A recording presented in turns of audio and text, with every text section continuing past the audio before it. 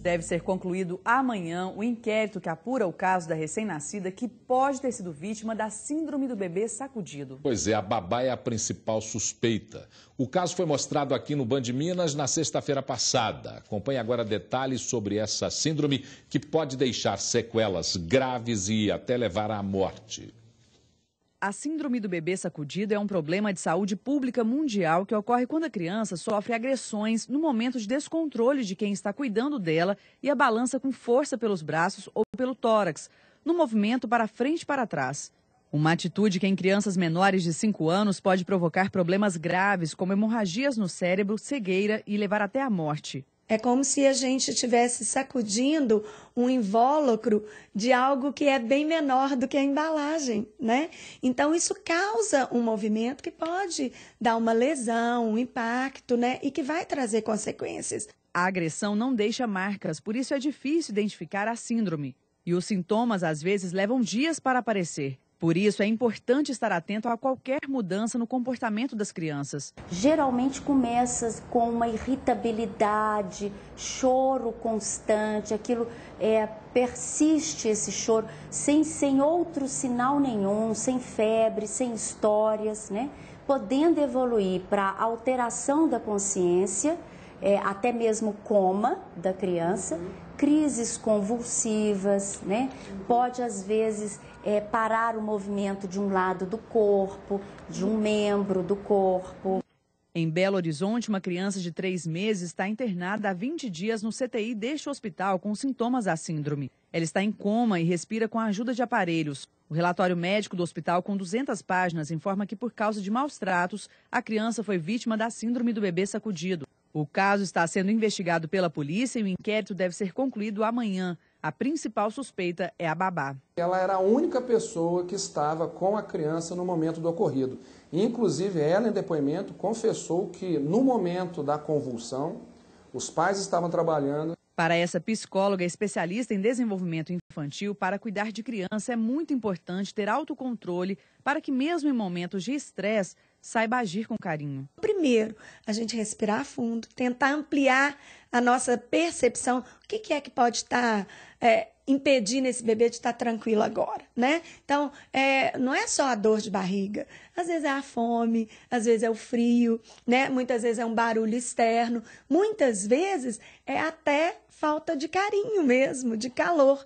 Então, assim, o bebê, ele é todo sensorial. Então, colocar no colo, aconchegar, acariciar, falar mais baixo, diminuir a intensidade do ruído, muitas vezes levar para um banhozinho morno, né? Tudo isso é uma forma de acalmando o ritmo desse bebê que está numa crise. A Polícia Federal cumpriu hoje mais de 30 mandados de prisão e apreensão em Minas e em outros 5 estados. A operação é contra o tráfico interestadual de drogas. Foram apreendidos mais de R$34 mil em dinheiro, armas e 2 veículos. As investigações começaram em março de 2009, que apontava a ligação de criminosos em vários estados no comércio de drogas. Traficantes usavam empresas de fachada para acobertar as operações ilegais e lavar o dinheiro da venda de entorpecentes, principalmente no Acre. Os presos responderão por tráfico ilícito de drogas, lavagem de dinheiro e financiamento ao tráfico. Servidores da Polícia Federal fizeram hoje uma manifestação nacional por melhores condições de trabalho.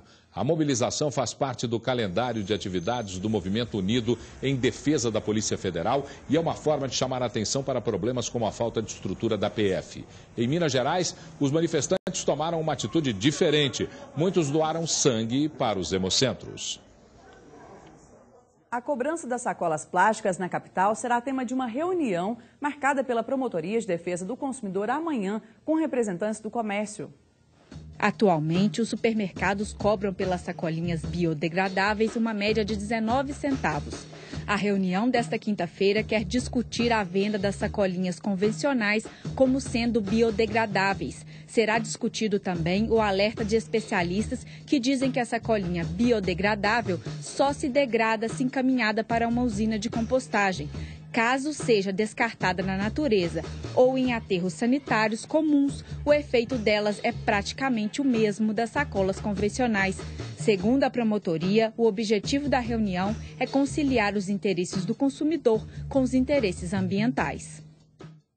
Preste muita atenção para entender o que está acontecendo na política de Belo Horizonte.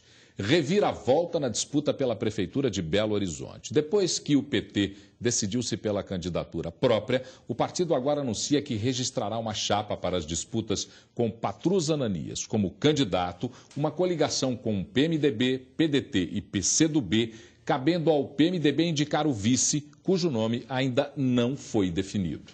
No evento de entrega da obra da Avenida Presidente Tancredo Neves, nessa manhã, o prefeito Márcio Lacerda disse que hoje não iria comentar sobre esse assunto. Esse assunto eu não queria comentar, tem muita coisa ainda acontecendo de hoje para amanhã. Então, na sexta-feira, a gente comenta a situação eleitoral em Belo Horizonte. Mas já teve alguma conversa com o PT, prefeito? Então fica mais difícil. Eu não vou comentar esse assunto hoje. A reviravolta na sucessão municipal de Belo Horizonte criou uma situação curiosa. Com a definição de Patrus Ananias como candidato do PT e com o fim da aliança de Márcio Lacerda, a escolha dos vices pode acabar definindo a eleição.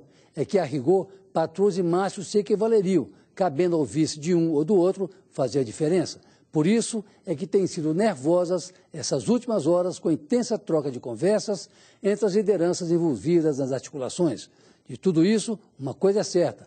Patrus precisa de um vice do PMDB e Márcio Lacerda precisa de alguém que não seja Josué Valadão, o seu regra 3.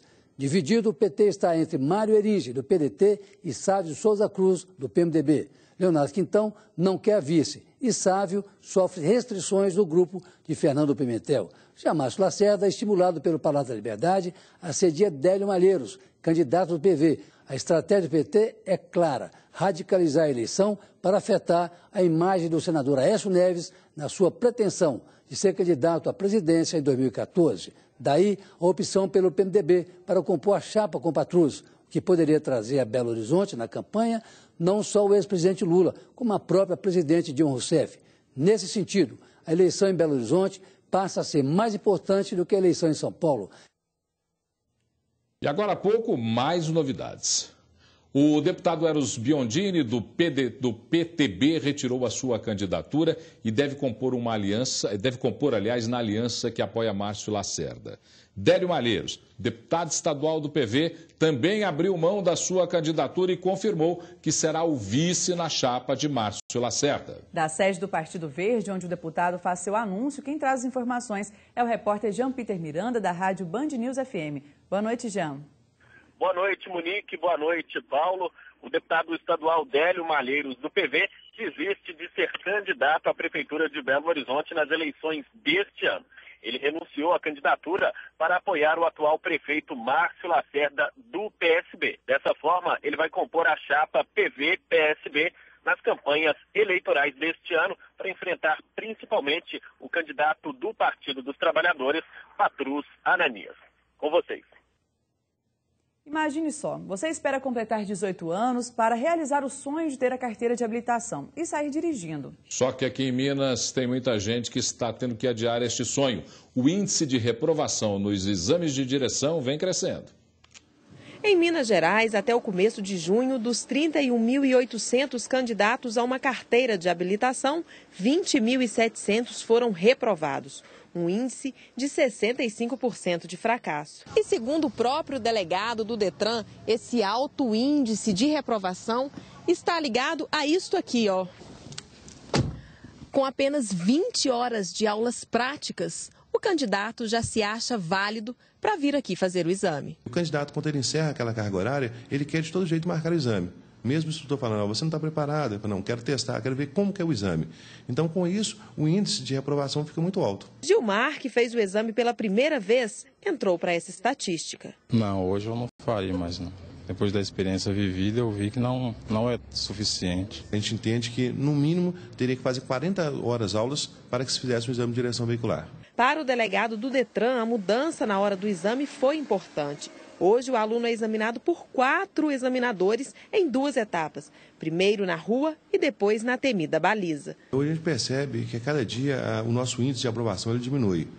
Então, quando nós começamos a fazer o exame em 2 etapas, primeiro colocar o veículo na área balizada, depois o percurso, o nosso índice caiu na faixa de 3 a 4%. Valdéria, que veio pela segunda vez, aprovou a mudança e, com a permissão em mãos, concordou com a opinião do delegado e ainda deu uma dica para quem vai realizar a prova. E o que você fala para quem fez só 20 horas aula e quer vir fazer o exame já de cara? Eu não aconselho porque você tem que ter muita confiança no que você faz. E para você dirigir na rua hoje, ainda mais com esse trânsito que é uma bagunça, é ruim, sabe? Você não tem confiança. A seguir, os cuidados para evitar problemas com extravios de bagagens. E você vai conhecer as apostas dos jogadores mineiros para a final da Libertadores. Vamos até a Praça 7, o coração geográfico de Belo Horizonte. Agora são 7 horas e 10 minutos.